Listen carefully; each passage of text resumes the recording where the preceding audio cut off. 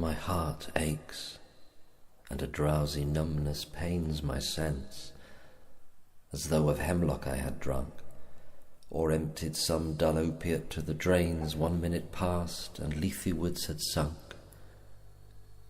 'Tis not through envy of thy happy lot, but being too happy in thine happiness, that thou, light-winged Dryad of the trees, in some melodious plot of beechen green and shadows numberless, singest of summer in full-throated ease.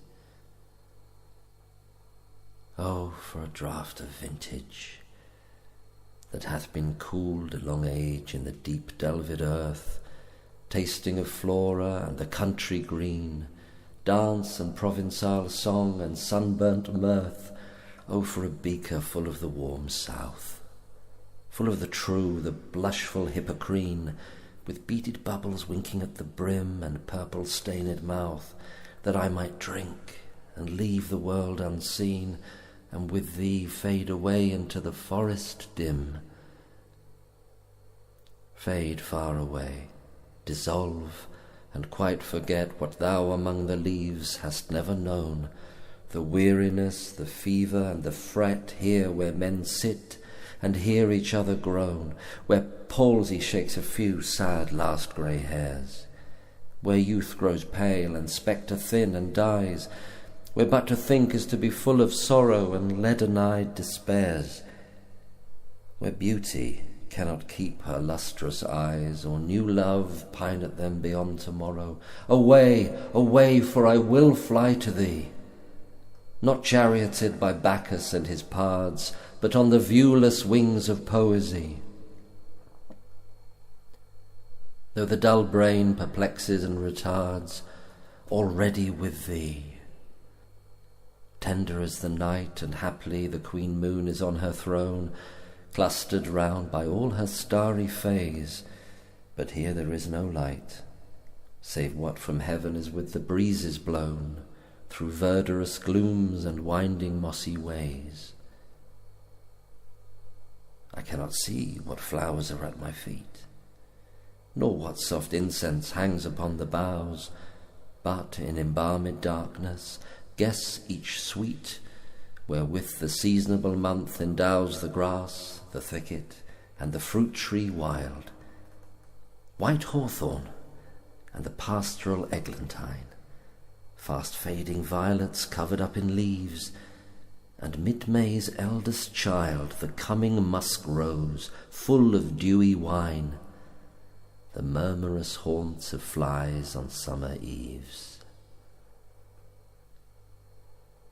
Darkling I listen, and for many a time I have been half in love with easeful death, called him soft names in many a mused rhyme, to take into the air my quiet breath.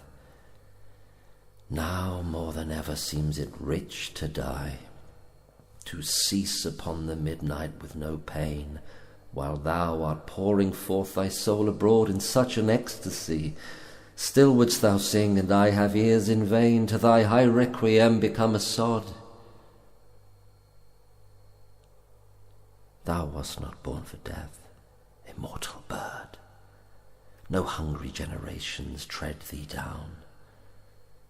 The voice I hear this passing night was heard in ancient days by emperor and clown. Perhaps the self-same song that found a path through the sad heart of Ruth, when, sick for home, she stood in tears amid the alien corn. The same that oft-times hath charmed magic casements, opening on the foam of perilous seas in fairy lands forlorn. Forlorn. The very word is like a bell to toll me back from thee to my sole self. Adieu. The fancy cannot cheat so well as she is famed to do, deceiving elf. Adieu, adieu. Thy plaintive anthem fades past the near meadows, over the still stream, up the hillside, and now 'tis buried deep in the next valley glades. Was it a vision or a waking dream? Fled is that music. Do I wake or sleep?